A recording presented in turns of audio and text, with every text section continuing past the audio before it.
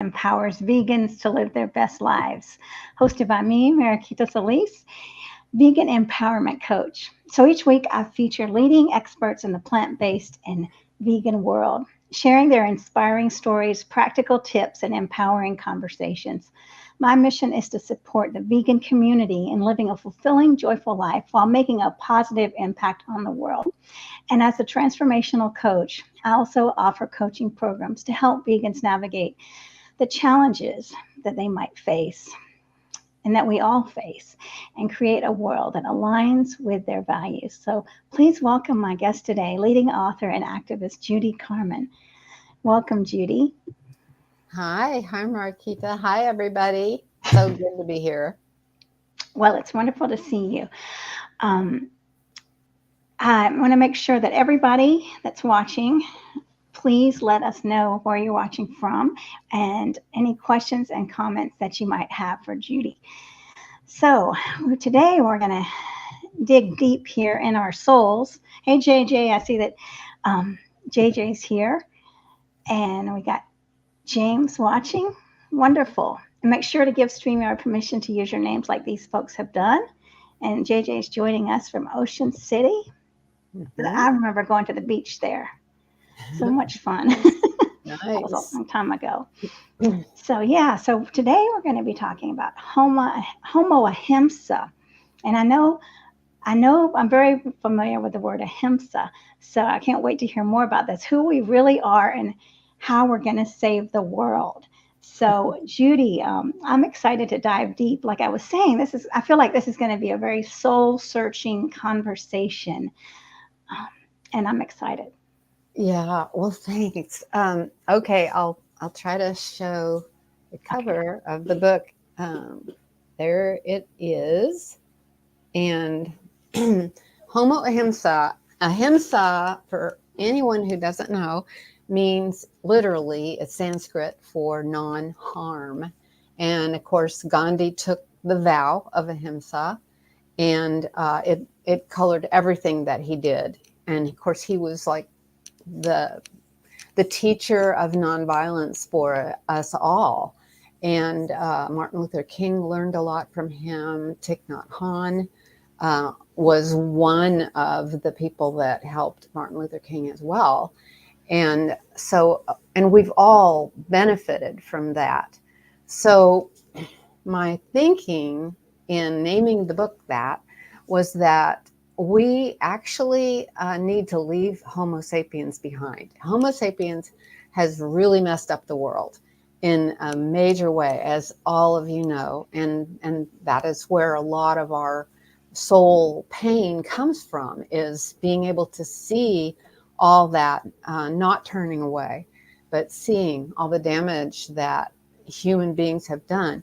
So my idea with this book is to ask people to consider that we could actually change from Homo sapiens and the old domination idea that we can dominate whatever we want in this world, to become the species Homo Ahimsa that does no harm. And a lot of people think that's very pie in the sky and not realistic at all. But the truth is, I believe, that we all have ahimsa in our hearts. Our natural, our true nature is kindness and love. And I mean, if you look at all the major religions of the world, they all have some version of the golden rule. And that is their maybe their highest calling for the way they want to behave in the world. And yet we all fall short of that. Well, why is that? Because we have been indoctrinated into this, dog eat dog, as they say, idea that you will not survive if you are not on top. You've got to get on top and you've got to dominate whoever you think is below you. But I believe that our true nature is the opposite of that, and that we can live in partnership with each other, and that that's our destiny, and that we're here to bring that destiny into fruition, to bring heaven to earth, or however you want to talk about it. So one thing I love to talk about with regard to that true nature is, if you ask anyone, would they just on purpose kill or hurt an animal?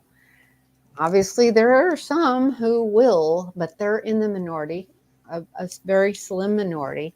The vast majority of people are going to say, no, I would never want to harm an animal. And yet, as we know, they're eating them, which causes incredible suffering around the world. And not just to farmed animals, but to wild animals, to the earth. And I think most of you listening in probably know the whole scenario of how animal agriculture is causing pollution, desertification, and killing of people in Brazil and South America who are trying to protect the forests. It's it's worldwide. It's so huge that a lot of people have lost hope. So, but my hope lies in this belief in this true nature of humanity, that we really can get to this place. But at the same time, and I wrote this book in 2018. I finished it in 2019, and it came out right around early 2020. And I wrote it because I was feeling this urgency, because we are kind of getting to a choice point where people are going to have to make some serious choices about how they live. But in the meantime, talking to you all as activists, as vegans, we need to stay strong. And so the other part of that book is about, how do you do that? How do you stay strong? And one of those things is we have to do our own inner work. And a lot of us are so busy trying to help the animals that we neglect ourselves, our health, and our energy, and we just can easily overdo it because there's no end to the things that we can be doing. And so I got some ideas in the book about what we can do ourselves to nurture ourselves, to and not just nurture ourselves, but also to deprogram ourselves. That's a huge part. And it's going to be difficult for us to help others deprogram if we're not deprogramming ourselves and finding out what are all the things we've been taught since we were born in this culture that we're in, that simply aren't true, such as it is our right to do whatever we want to with animals. That is one silent program that is in everybody's head unless they've been born vegan. And there are few in the world right now, but most of us, including myself, we grew up eating animals and sensing something wasn't right, but that's what everybody was doing. And so we went ahead, and we were told, you have to, for your health, and so on and so on. You all know the deep and terrible programs that we've endured, and that we're trying to pull ourselves out of. So that's a kind of a snapshot of what the book is, Mariquita. And I hope that it is something that will help people feel like that we've got a plan, and we're going to be able to do this. We're definitely running out of time. There's no doubt about that. But and there's many things impinging on this with AI and it falling into the wrong hands, and all of these things that are happening all around us. And so we do need each other very, very much.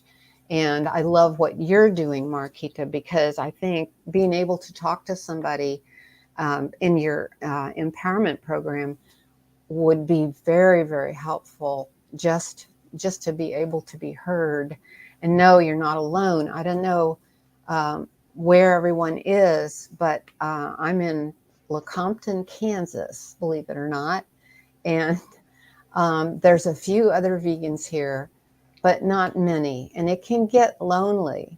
And and I must say, yay for Zoom, because it is helping us stay together. We're so spread out, unless you're in certain areas like LA or something like that, where there's a lot going on. But yeah, it's that's just really critical, is for us to stick together and talk to each other and listen to each other and acknowledge that this is a difficult journey that we're on. We have seen the truth that animals have a right, just like we do, to happy life, and that we don't have the right to take that away from them. We've seen that, and so that's where our pain comes from. But it also is such a gift to be able to know that animals are our brothers and sisters, that we are in kinship with them, and that we're working with them, literally, to bring about this heaven on earth. And I think we can do it. And that's why I wrote the book. Well, I think we can do it too. Yes, and I love what you're saying. There's so many great points you made, and let me show you some comments that we got. Let's see. JJ said she was born on Martin Luther King's real birthday, January 15th. Wow. Yes. And here's another comment. When we were babies, when we were babies, we were conditioned, we were kind. And so I was thinking about that, about like returning to that purity as the baby, right? The baby is, so I saw some comment that someone had written about wanting to know whether she should, as a vegan, let the baby choose, flexitarian. And I was thinking, well, if the baby was choosing now, pig or, apple, the baby would naturally take the apple. So, and the health, the reasons, right? Apple's a living food that's just going to just cause your body to thrive, and oranges and these beautiful fruits. And so hopefully that the lady that asked that question made that choice, and that's what a baby would choose, right? Of course. Yeah. And of course, there's all these videos now that we see of babies and dogs, and the dogs taking care of the babies and pulling the little blanket up over the baby, and all these amazing things. And to me, that's one of the things that I mean, animals are with us. They're helping us teach people that they are here. They are our equals. They're here to teach us in many ways. And so some of those videos are just fantastic in terms of showing animals helping each other and helping people, even rescuing them, saving their lives. So I wrote another book called Peace to All Beings, and there's a lot of little stories in there about animals who have saved people, and in ways you can't even imagine how they did it. Like this one horse that was just a kind of an elderly horse, and he was throwing a fit. And nobody'd ever seen him do that. And he was in this corral. Well, he broke out of that corral and ran several miles to somebody that he knew, that he cared about, who had fallen off a horse. It's been a while since I read the story. But he couldn't get back. He'd broken his leg or something. And so that horse somehow knew that his friend needed help and was willing to break out of that corral, which he'd never done before, to save the man. And things like that, and whales that have saved people, and dolphins that have saved people. And it goes on and on and on. There's millions of stories out now. So it's a beautiful world that we live in, and it is full to the brim with love. And I think that the spiritual awareness that we have, that every breath we take we're breathing in love. I mean, that's what is all around us, and that is what is calling us. And somehow or other, we all have been blessed enough to feel that, to hear that call, to know that life is sacred and that life is beautiful. And we want to transform the evils that we see and create this heaven on earth. And there's so many people that not only are they not vegan and not animal rights people, don't believe that animals have rights, but they also say this is just the way the world is. There's good and evil, and it's always going to be like this. There's always going to be all this torture and misery, and it like deflates you if you let it. But if you say, no, that's really not the case. There is collateral beauty everywhere. And that is what sustains us. That's what animates us. That's what fills us with joy and gratitude to be on this planet. So therefore, there's gotta be more that we can somehow usher in to this plane of existence. So I think I'm just so grateful that I and you all have seen this light, that these animals and the earth are all living beings, and they're so beautiful and so intelligent and so amazing, and that we can do this together with them, bring this out into the open where everybody can see it, not just us. That's what we're wanting. Right. Well, amen to that. Yes. And this connectedness that you're talking about, and then really, I love what you said about, every breath is love, this essence of light and love surrounding us. And when we really connect with that, we're able to speak in a different way, in a way that is more relatable to people that haven't awakened, right? I mean, and what a joy it is that we have awakened to something that, we might not have ever awakened to. I mean, it's a blessing. We are blessed to be here, to see. And so as, as a disciple, right? A disciple for the animals, that's on a mission, right? And knowing that it's not black and white here. It's not all good and all bad, but let's move more towards the good, right? Yeah, surely. Yes, the life is not always going to be roses, but that doesn't mean it has to be utter devastation either. We can make it as beautiful as we're able to, and everything that we do.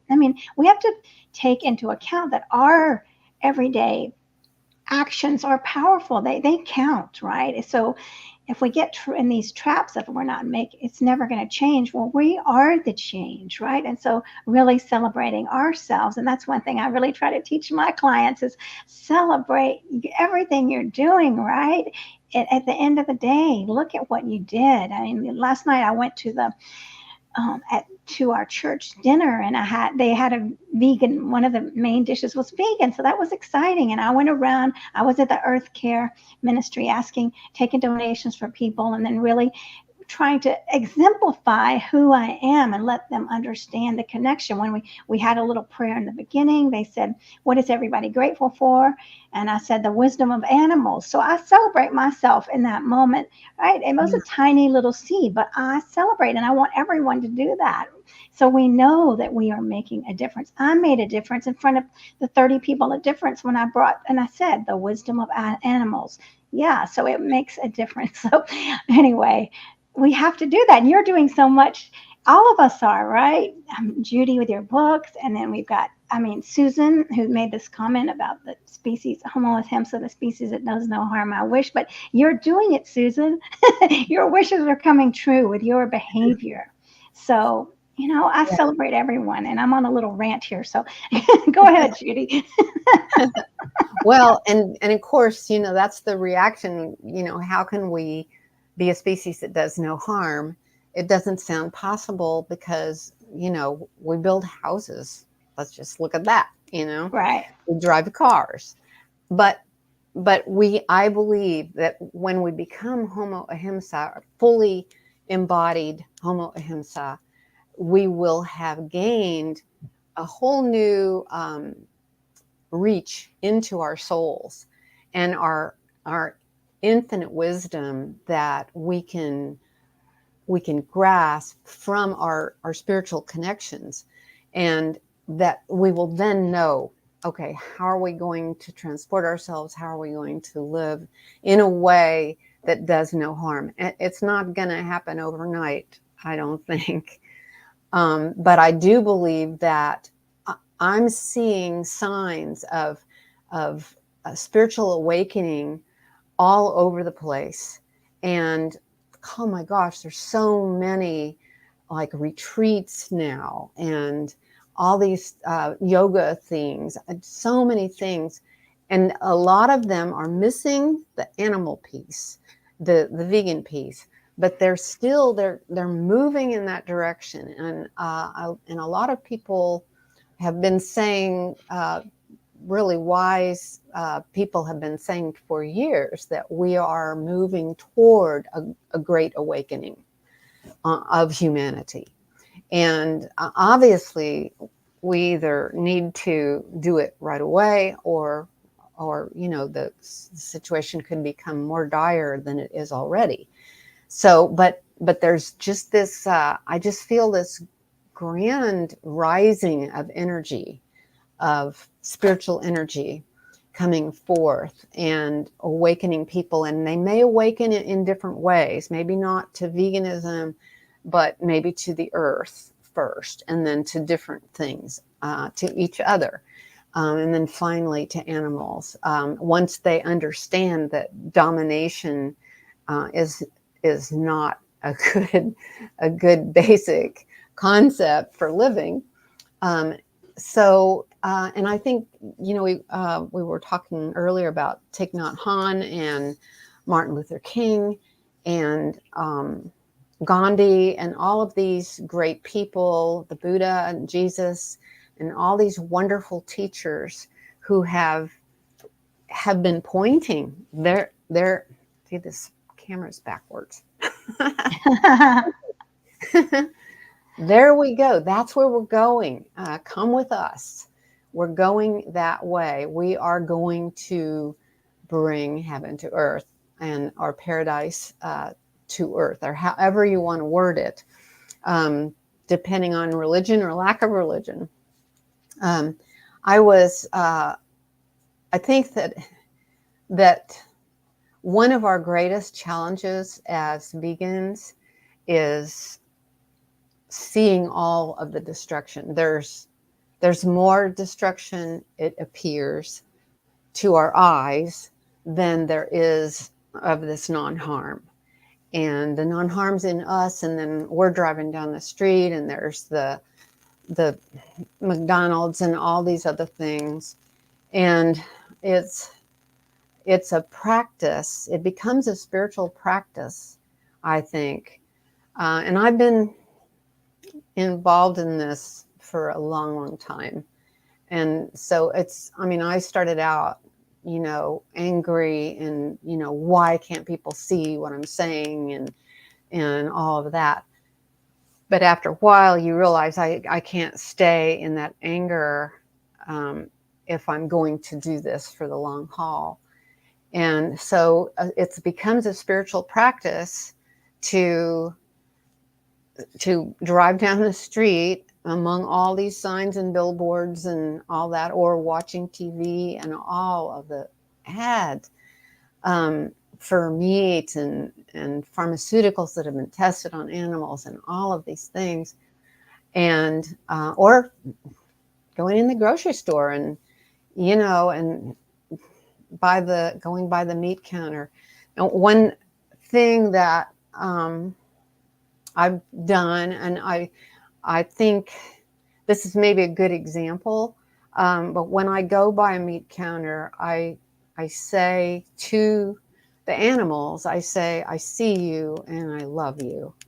And it helps me, and I feel like it goes into the energy field and uplifts the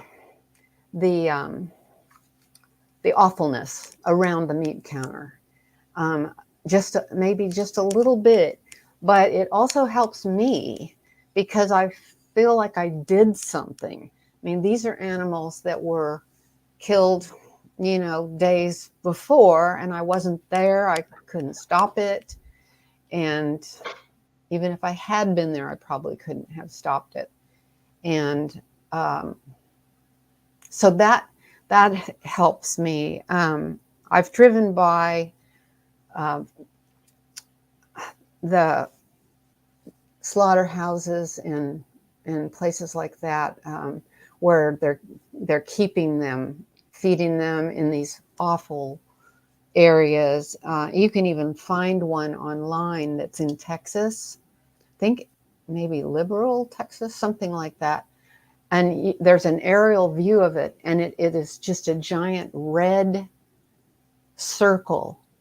And it's a feedlot with probably 4 or 5 square miles. And you look at it and you go, that's got to be a picture of hell. And it's bright red. It looks like that's what it is. And I must say that I can't go by that without crying.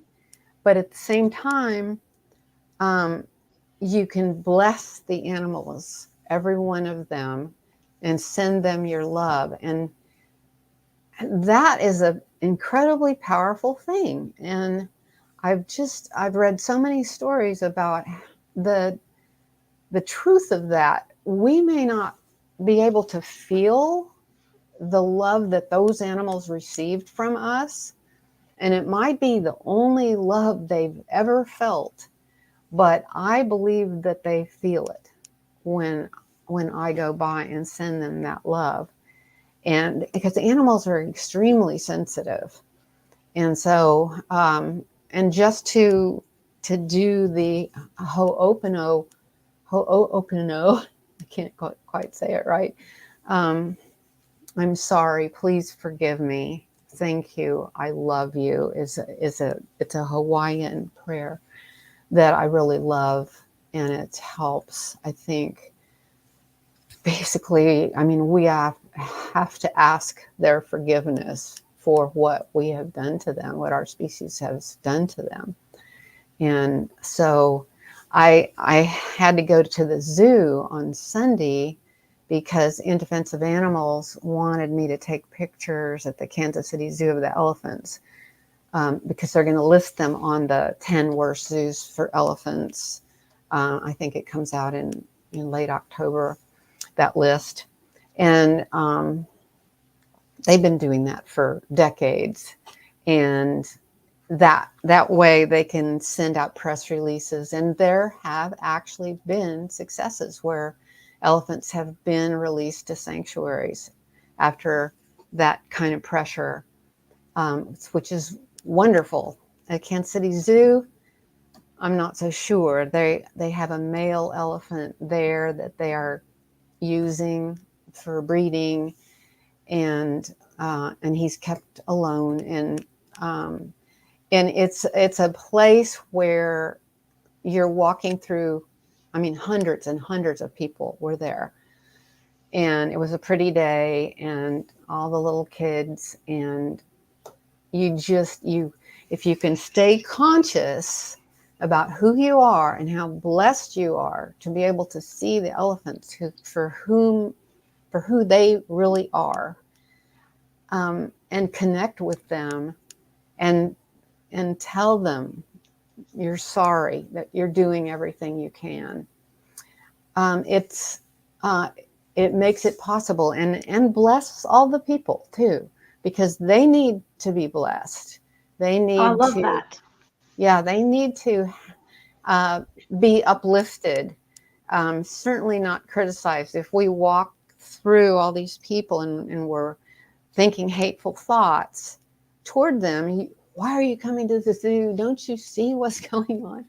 That doesn't help, but blessing them does, in a very real way. And so, and I know it's hard to do things when you don't know what the outcome is. You don't know what the effect is. But if it's something like that and you're sending them love, it has an effect. And so I feel like that's something that we can really use to help ourselves stay peaceful and solid, and knowing we're on the right track, we're doing the right thing, and we're accomplishing something. We maybe can't see it yet, but we are. And so I just believe that having that consciousness, that higher consciousness of love for everyone, can only uplift everyone. So, and if we all do that, then that's going to be monumental. So, yeah, we still have some time.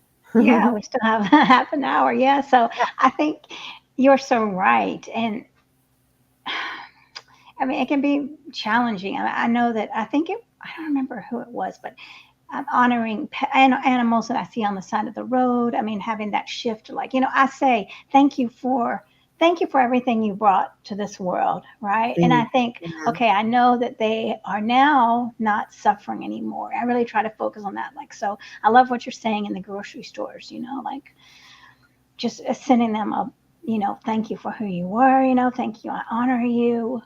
I Mm-hmm. lift my heart up to you, and I'm thankful that you're in peace now. If you believe that, I Yes. personally believe, right? I'm thankful that you're in peace now, and I honor Mm-hmm. your being. I recognize it. So I love that you're saying that, Judy. And what would you say to people that are angry and they don't see the importance of getting out of that, or don't know how to get out of that anger, like people that are not able to do activism? What would you say to them? Well, I totally understand, and I feel that. I know how hard that is. I've been there. It is a personal spiritual journey, I believe, and I know some people are more on the atheist side and really don't believe that there's a higher power necessarily.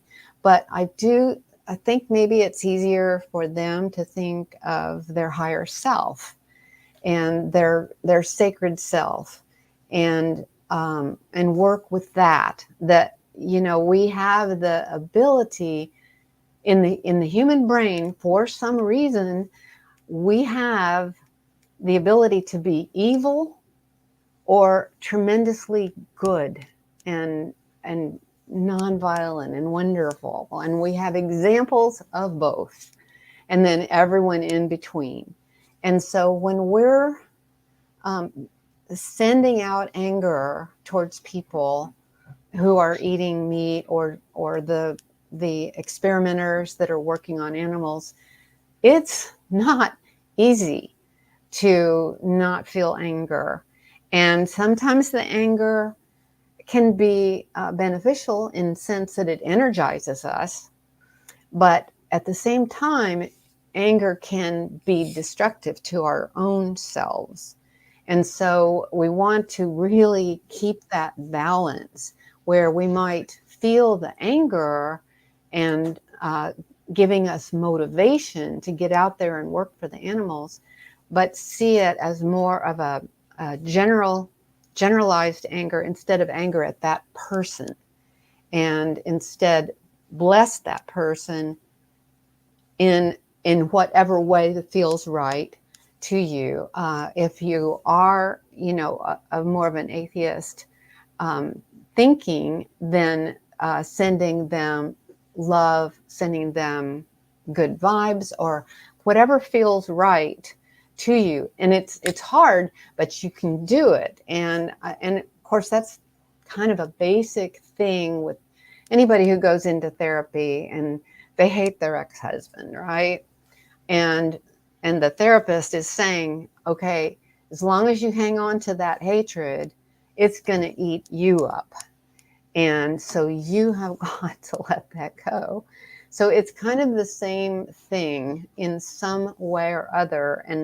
And talking to someone like Mariquita, who's a counselor along those lines, can really help, because you've got somebody who understands to talk to about this pain that you have.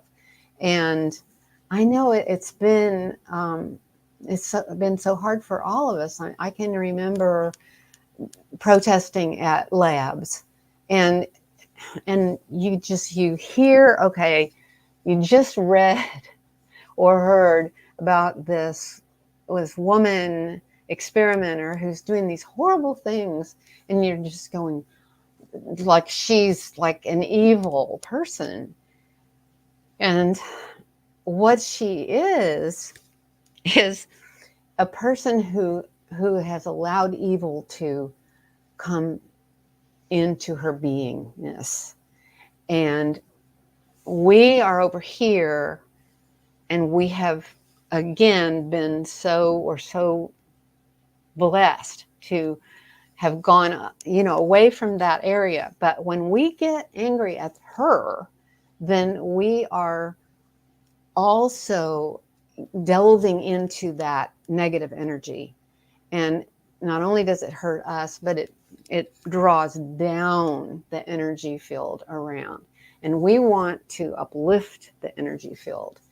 And I think if you are less inclined to think in terms of God and Jesus and everybody, quantum energy, quantum field study could be very valuable, because, oh my gosh, there is so much there about how we can change ourselves, we can change our energy from this confusion between hatred, love, and all these different emotions, and become much more calm and much more effective at what we do.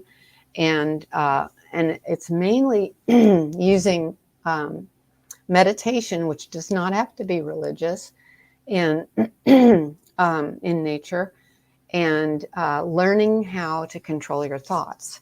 And that is a huge tool that all of us activists and vegans need to harness. That tool, the being able to control our thoughts, so that we're not being attracted over here to the dark side, where we're going to hate all these people who are experimenting on animals, and just, thinking nonstop about how horrible it is and all the suffering and everything. The quantum field theory talks about how we can, through meditation, through controlling our thoughts, we can move past that into a place of peace where we can be much more effective activists. And so it's definitely worth looking into, but it all works together too. If you're fairly religious, and I tend to be myself, that has been what has given me so much comfort and direction. But I wanted to mention that Lisa Levinson and I started the Interfaith Vegan Coalition. And the reason we did that, well, there were two reasons. One was for people who are religious to feel the comfort of other vegan spiritual people. And so Lisa actually started vegan spirituality before that. And so, and you can find that, you can find Vegan Spirituality Facebook online, but you can also find the Interfaith Vegan Coalition. So that was the one reason, was to help other vegans spiritually. And then the other reason was to help vegans, spiritual vegans who happen to go to a church or a synagogue or any place of worship and not interfere, that's not the right word, introduce the idea of veganism to their places of worship.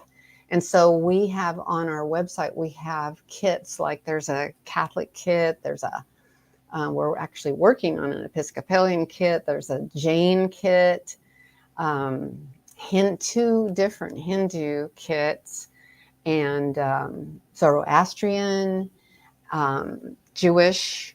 So you can go there, and if you're going to any of those places of worship, you can find a kit for you, and it will give you all kinds of ideas on how you can introduce vegan values to your place of worship. And so we've got a list of quotes that you could use that are related to that religion, speakers that you could invite, films that you could show, books for like a book study or something like that. So it's another form of activism, but it's integrated with vegan spirituality. So you might check that out and see if there's anything there that would be helpful to you. And that's on the In Defense of Animals webpage? Right, but if you Google Interfaith Vegan Coalition, it'll take okay. It's a little hard if you go to IDA's website, it's a little hard to find it. Okay, Interfaith Vegan Coalition, got it. Okay. Right. So definitely that's very, very important. And I love what you said about spiritual movements, like spiritual groups, like yoga, people that are practicing mindfulness, where it's almost like a lot of times I go to these groups and I think, why are they not awake? But I have to realize that they have awakened on a level that's closer to recognizing every living being, right? And so, and to understanding also, remembering that we always weren't awake. I wasn't always awake, and I thought I was. I thought I loved animals, and I did love animals, right? I can't say that I didn't love animals. I wasn't as aware, right? I wasn't as mindful. It's about, a lot of what you're talking about is mindfulness and the shifts in seeing your thoughts. Like if we're at the store, and see someone buying a package of meat instead, and recognizing, oh my gosh, I'm feeling anger towards that person, and realizing this person is unaware. They haven't awakened. They still are in this thing that they've been taught, this culture they've been taught. So instead of hating them, just being, and we don't have to hate, we can be aware this is something that is hurting our land. Right. These are all shifts, and it's not like I just woke up and to this. I spent a lot of time healing myself to get to be able to be mindful and to be able to love and redirect my anger into something, a greater awareness of a bigger picture, which is able to, to recognize what that person's going through. So. Well, yeah, it's affecting their health. And and who knows, what all, I mean, they could have diabetes and they're just making it worse, and by buying this food, and or they think they can't afford anything else. And I mean, there's so many things, and they could be depressed and not even able to open up to, what's going on with animals. Exactly. So, I yeah, love that. or so busy. I mean, when I'm around my kids and grandkids, I'm just going, whoa, I mean, you guys ever stop? They're just constantly on the move. And there's just one meeting after another, and one trip after another, and all these things, and grocery shopping, and one thing after another. And so people can get so busy, and they've got to check off everything on their list. How are they going to squeeze in looking at what's going on with animals? It's like, oh, I'm not going to go there because I've got to get all this done. And so, there's that too. There's a lot to empathize with when we see somebody at the grocery store.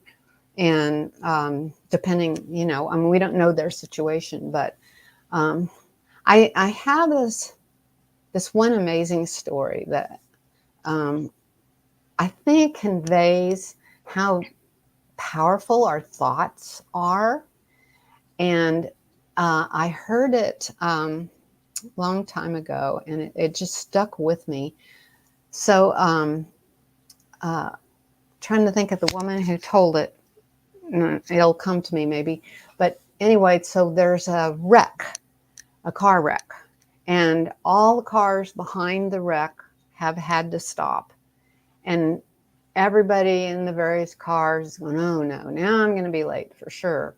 But one person, a woman in one car, maybe 10 cars back, immediately said, I don't know who that person is or those people are, but whatever they need, I send them love and comfort, or something like that, some sort of a prayer. So, okay, so then they clean up the wreck and on they go. And then several months later, this woman gets a knock at her door, the woman that prayed. And there's a woman standing there, and she says, I came to thank you for praying for me. She said, I knew you were praying for me because I left my body. And Carolyn Meese, that's who tells this story, MYSS. She's got a lot of books out. So I trust the source. She said, I left my body and I got into your car with an angel. I think she said something like that. And I also memorized your license plate number. And I felt your love for me. And she said, you saved my life, because I went back to my body, and then they took me to the hospital, and it took me several months, and now I'm fine. And but she found the woman because she had the license plate number, which is, I mean, how does that even happen? It sounds fantastic, but that one story has stuck with me as such an amazing proof that our thoughts, just the tiniest thought, can have a huge impact. And we just don't know.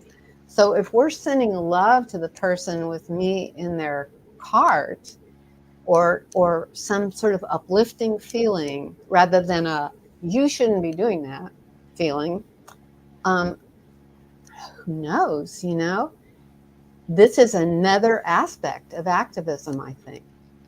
And so I think, and it's not just to help those people, which I think it does, but it also helps us. It helps us be mindful, as you're saying, of our own thoughts and staying in a place of peace.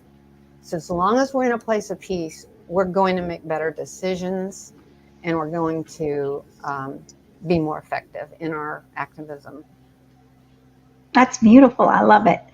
That's a great story. I'm gonna have to look that up afterwards. So no, it's true. I know that studies have shown that violence goes down with prayer. Now these Mm-hmm. powerful prayer and Right. meditation, which is amazing, Absolutely. right? Yeah. So wow.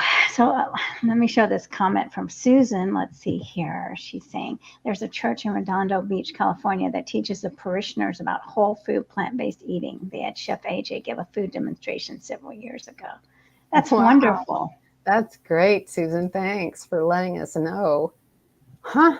And Yeah. that's close to LA, isn't it? I don't know where it is, but Redondo. let's I think it is. And Lisa Levinson lives in Malibu, so the Malibu area. So she could maybe mm, go there. Yeah. Yeah. nice. Wonderful. Yeah. And things like that are happening. We actually have a list of vegan ministers and vegan churches. And you can find that on our website too. It's actually Great. a link that goes to another website, but it's a list. And so, we're gathering that information. So the more people we find who are vegan ministers and have vegan churches, we'll list them. And so Great. people can find them. Yeah. Yeah. And That's there's a lot of wonderful. online churches too. The Compassion Consortium um, with Victoria Moran and her group, they've started the Compassion Consortium, and they have a Sunday service once a month. Right. So Yes. That really, I've been there. yeah, that's really good to tune into that. So there's more of that going on too. And we have a prayer circle for animals Facebook that Madeline Tuttle and I put together, and people go there to post prayers for um, animal companions that are maybe sick or lost, but also for large groups of animals. And there's also a vegan minister, who posts his sermons on there. Oh So wow. yeah, and he's really good. He helps people who are Christian to know about the Bible verses that prove that we're all supposed to be vegan. And there's just no really doubt about it when you listen to him. And so if you want to get into scripture with people, which is, I don't do that so much because I'm not a scholar, but, Mhm. and you can kind of get lost in translation there, but he really knows his stuff. And so if you are interested in that, you can go to our Facebook page, a prayer circle for animals, and find him real easily because he posts every week. And if you want prayers for any of your own animals, companions, feel free to post there for sure. Definitely. That's beautiful. Yes. And let me just ask you, I know we're going to come into the end of the hour, but I didn't even ask you how did this begin? Your journey begin? Oh, well, okay. So uh, I think I just was like everyone. I loved animals, to begin with, but somehow or other, I was able to hang on to that, and I feel so grateful for that. But it took me a heck of a long time to go vegan, because my family, my dad was a a big game hunter. I mean, he went to Africa, killed lots and lots of animals, huge animals, and he shot wolves from planes and all that stuff. And and my uncles ran the Kansas City stockyards, and so it was a huge part of the family culture, meat eating, hunting, and all of that. So we had heads all over the walls, and a polar bear rug on the. It's hard to talk about, but anyway, I was very confused because there was so much talked about how awesome that is. Your dad's such a powerful hunter that he could kill a polar bear, and we'd have people come, to my parents' parties, and that a lot about what they talked about, and so I was like, what, this doesn't make any sense, but I tried not eating any meat at one point and just like feeding it to the dogs and pretending that I ate it. But I got really, really sick because When I you were a was little just, girl? yeah, I was probably about 12 or 13 or something. And I was eating a lot of donuts. Okay. So I wasn't eating anything healthy. And people were still having no real salads, maybe some canned peas or something, and a potato back then. So this would have been in the 50s. And so, but when I grew up and started cooking for myself, and my husband, who's now an ex-husband, and he was a huge meat eater, a huge barbecue guy. And I was trying to go along with that, but it was like making me kind of sick to do it. And I didn't really know what that was. I still had never met a vegetarian.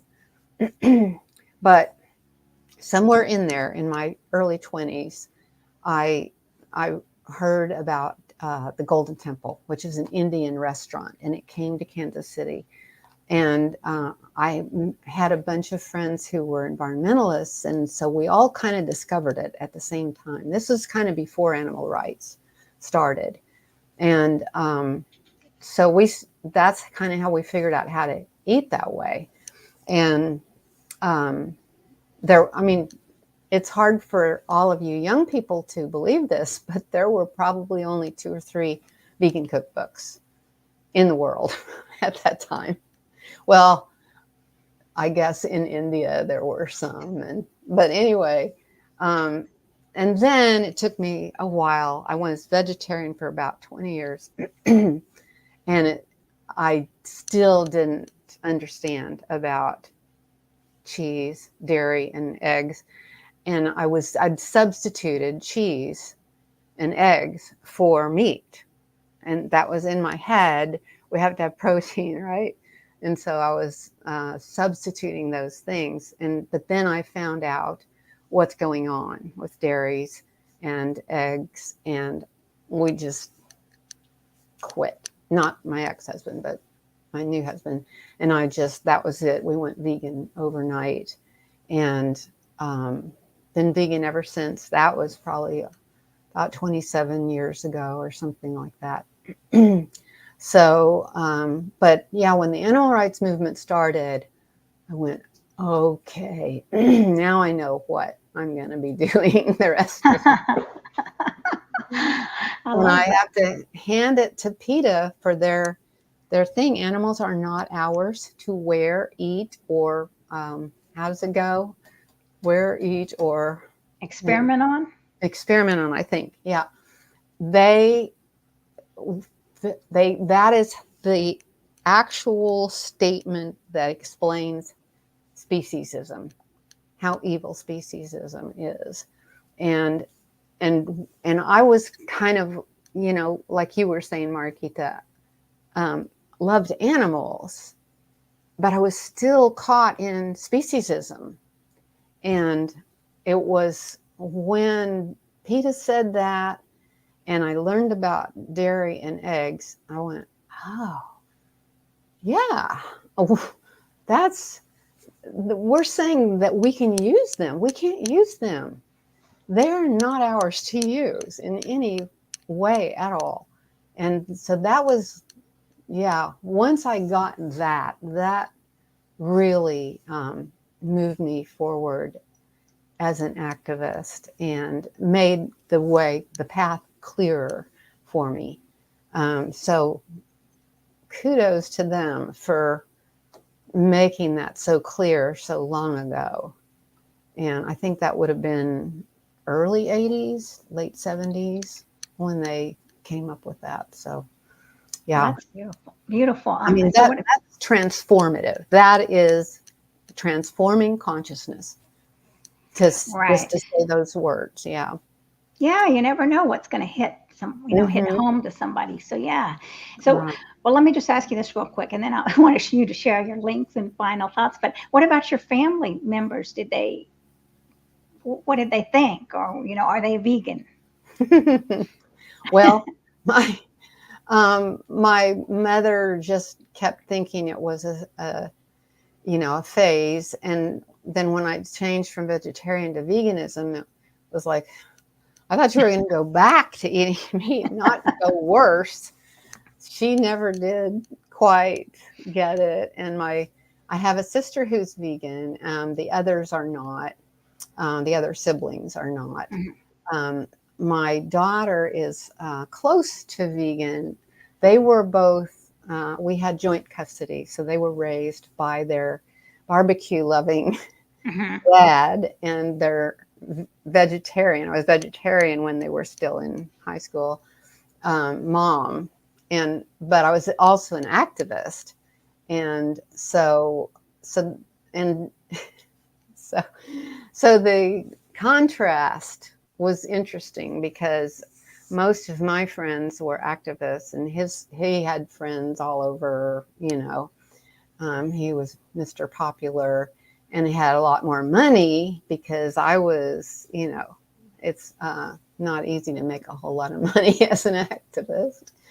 And so they have been rocking back and forth all this time, trying to sort that out. And so my son is finding that he feels much healthier on a mostly vegan diet, and my daughter too. So, and they've been, working on that for a long time. So that makes me feel good. But, but yeah, yeah.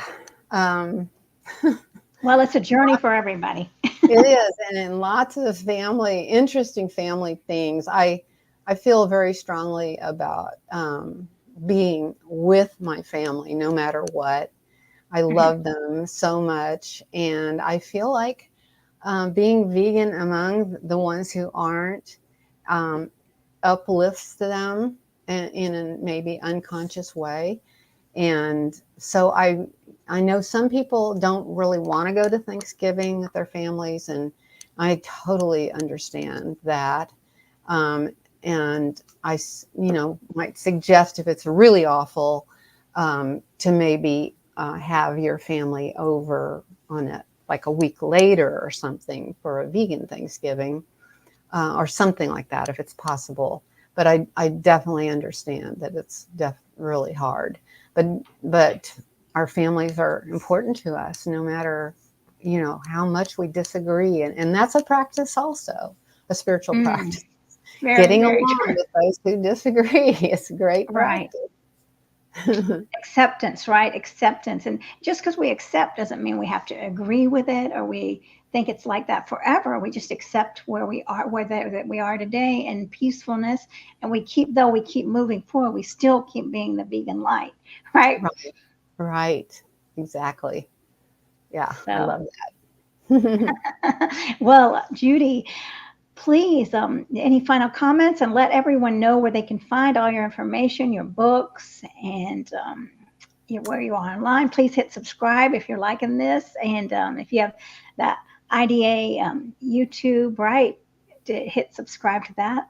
hmm Yeah, my website is peacetoallbeings.com.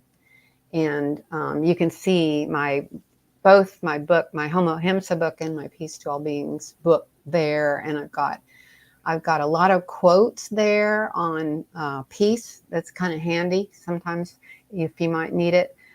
Famous people who have said we'll never have peace on earth as long as we're eating animals. Lots of those quotes, and I've got those on there. I've got my blog on there, and some videos. And so yeah, please take a look at that. And the In Defense of Animal, the Interfaith Vegan Coalition.org is real important to go to. And then Will and Madeline Tuttle's and my website is circleofcompassion.org. And we do a prayer every day at noon, which is, we've got lots of people doing it, and it's been translated into almost 30 languages now. And that's on that website, circleofcompassion.org. And so that's a good place to go too. Is that East? What time zone is that? Which? Oh, noon. It's noon in any of your time zones. Yeah. Noon. Oh, okay. Worldwide. Yeah. Noon in Okay. England, noon on California. Got it. Okay, great. That's perfect. Yeah. Well, that's beautiful. Well, in fact, we should have done the prayer because this started at noon my time. We were thinking about other things. I know, huh? Well, and that's okay too. Right. That's okay. Yes. And this has been beautiful. And I feel very touched by this conversation and very mindful. This has been a very mindful conversation. So thank you, Judy. And thank everybody you, for watching. Yes. Thanks everybody for being with us. It's just been Susan, great. I loved it. Yeah, it has been beautiful. So Susan, JJ, and then we have another friend here. You got Jean. I'm not sure if I'm saying it right. Hopefully. Thank you for watching us, everybody. And yes, and so namaste vegan, everybody. Yes. Namaste vegan. Bye-bye, everyone. Bye-bye. Lots of love.